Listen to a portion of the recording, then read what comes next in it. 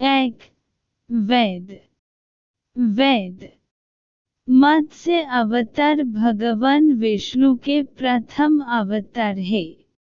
मछली के रूप में अवतार लेकर भगवान विष्णु ने एक ऋषि को सब प्रकार के जीव जंतु एकत्रित करने के लिए कहा और पृथ्वी जब जल में डूब रही थी तब मत्स्य अवतार में भगवान ने उस ऋषि की नाव की रक्षा की। इसके पश्चात ब्रह्म ने पुनः जीवन का निर्माण किया। एक दूसरी मान्यता के अनुसार एक राक्षस ने जब वेदों को चुरा कर सागर की अथाह गहराई में छुप दिया तब भगवान विष्णु ने मत्स्य रूप धारण करके वेदों को प्राप्त किया और उन्हें पुनः स्थापित किया। मत्स्य अवतार की कथा। एक बार ब्रह्मा जी की असावधानी के कारण एक बहुत बड़े दैत्य ने वेदों को चुरा लिया। उस दैत्य का नाम हयग्रीव था। वेदों को चुरा लिए जाने के कारण ज्ञान लुप्त हो गया।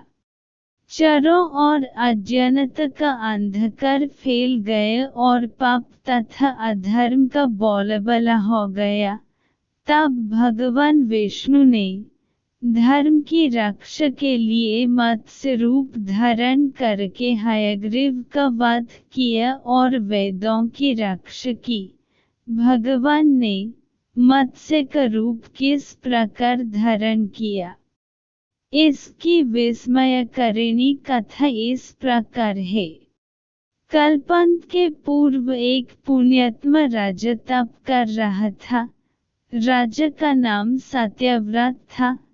सत्यव्रत पुण्यात्मा तो था ही, बड़े उदार हृदय का भी था। प्रभात का समय था। सूर्योदय हो चुका था। सत्यव्रत कृतमला नदी में स्नान कर रहा था। उसने स्नान करने के पश्चात जब तर्पण के लिए अंजलि में जल लिया तो अंजलि में जल के साथ एक छोटी सी मछली भी आ गई। सत्यव्रत ने मछली को नदी के जल में छोड़ दिया।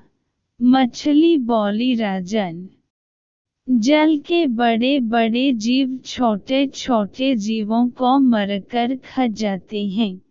अवश्य कोई बड़ा जीव मुझे भी मरकर खा जाएगा। कृपा करके मेरे प्राणों की रक्षा कीजिए। सत्यव्रत के हृदय में दया उत्पन्न हो उठी। उसने मछली को जल से भरे हुए अपने कमंडलू में डाल लिया। तभी एक आश्चर्यजनक घटना घटी।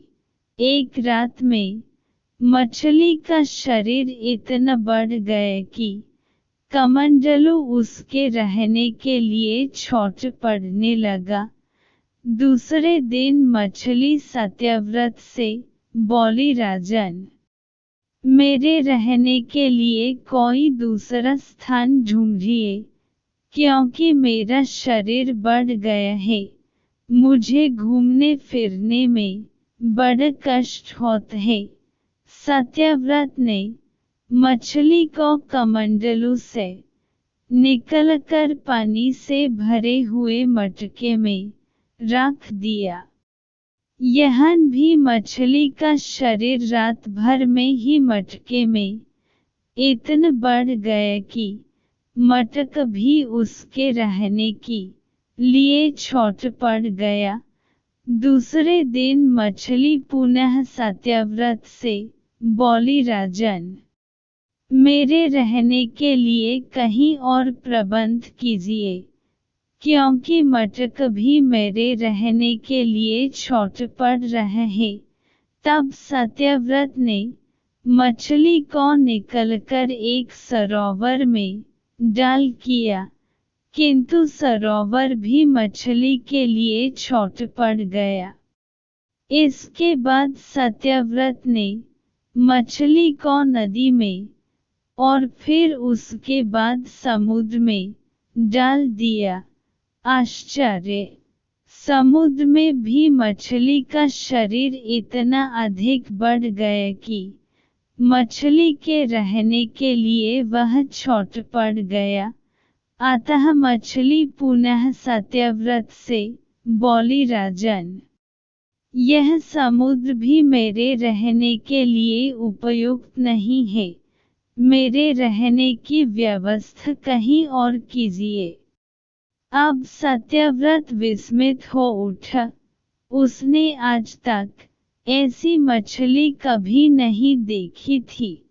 वह विस्मय भरे स्वर में बोला, मेरी बुद्धि को विस्मय के सागर में डुबो देने वाले आप कौन हैं? मत्स्य रूपधारी श्रीहरि ने उत्तर दिया, राजन, हयग्रीव नामक दैत्य ने वेदों को चुरा लिया है। जगत में चरों और अज्ञान और अधर्म का अंधकार फैला हुआ है। मैंने हयग्रीव को मारने के लिए ही मत्स्य का रूप धारण किया है। आज से 7वें दिन पृथ्वी प्रलय के चक्र में फिर जाएगी। समुद्र उमड़ उठेगा, भयानक वृष्टि होगी, सारी पृथ्वी पानी में डूब जाएगी। जल के अतिरिक्त कहीं कुछ भी दृष्टिगोचर नहीं होगा। आपके पास एक नाव पहुंचेगी। आप सभी अनाजों और औषधियों के बीजों को लेकर सप्तऋषियों के साथ नाव पर बैठ जाइएगा। मैं उसी समय आपको पुनः दिखाई पड़ूंगा और आपको आत्मतत्व का ज्ञान प्रदान करूंगा। सत्यव्रत उसी दिन से हरि का स्मरण करते हुए प्रलय की प्रतीक्षा करने लगे। 7वें दिन प्रलय का दृश्य उपस्थित हो उठा। समुद्र भी उमड़कर अपनी सीमाओं से बाहर बहने लगा। भयानक वृष्टि होने लगी। थोड़ी ही देर में सारी पृथ्वी पर जल ही जल हो गया। संपूर्ण पृथ्वी जल में सम गई। उसी समय एक नाव दिखाई पड़ी। सत्यव्रत सप्तऋषियों के साथ उस नाव पर बैठ गए। उन्होंने नाव के ऊपर संपूर्ण अनाजों और औषधियों के बीज भी भर लिए। नाव प्रलय के सागर में तैरने लगी। प्रलय के उस सागर में उस नाव के अतिरिक्त कहीं भी कुछ भी नहीं दिखाई दे रहा था। सहसा मत्स्य रूपी भगवान प्रलय के सागर में दिखाई पड़े। सत्यव्रत और सप्तऋषि गण मत्स्य रूपी भगवान की प्रार्थना करने लगे। भगवान से आत्मज्ञान पाकर सत्यव्रत का जीवन धन्य हो उठा। वे जीते जी ही जीवन मुक्त हो गए। प्रलय का प्रकोप शांत होने पर मत्स्य रूपी भगवान ने हयग्रीव को मारकर उससे वेद छीन लिए। भगवान ने ब्रह्मजी को पुनः वेद दे दिए। इस प्रकार भगवान ने मत्स्य रूप धारण करके वेदों का उद्धार तो किया ही, साथ ही संसार के प्राणियों का भी अमित कल्याण किया।